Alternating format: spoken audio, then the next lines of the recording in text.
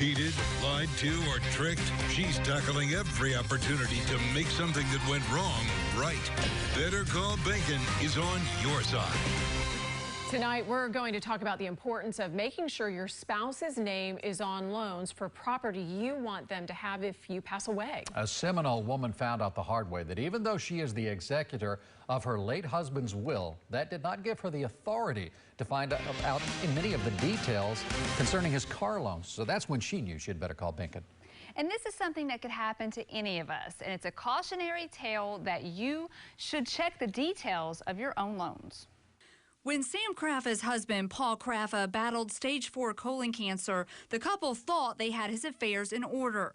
The one thing Sam didn't address, Paul's Jeep Patriot, and the fact that his auto loan was in his name alone. It's all about you want to have hope when you have a terminal illness, and I didn't want to take that hope away from him.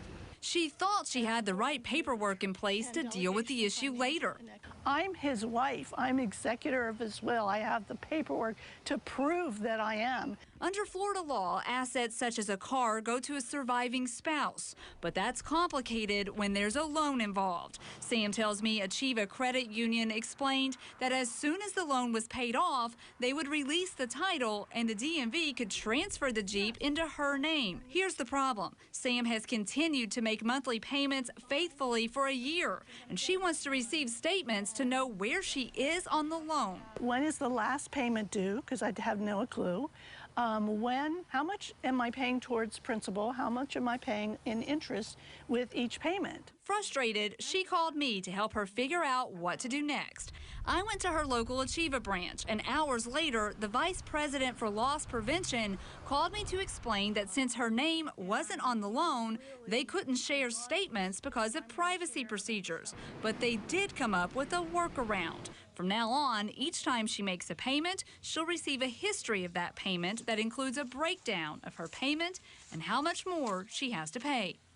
The lesson here is to pay attention to your loans. Often married people assume that their spouse will receive property such as a car, but if there is a loan, that loan must be satisfied first. So you want to consider adding a spouse to the loan in the beginning. But as for Sam, she got what she needed in this case, right? She did. She says that she even reached out to me. She said Achieva reached out to her. The vice president called, and they've already provided all of the information on her payment as requested, and that is now supposed to happen each month. So she's happy here. Well, good. All right. Thank you, Shannon. And if you have a problem that needs solving, Better Call Bacon. You can reach her on Facebook at WFLA Shannon or give her a call. The number is 1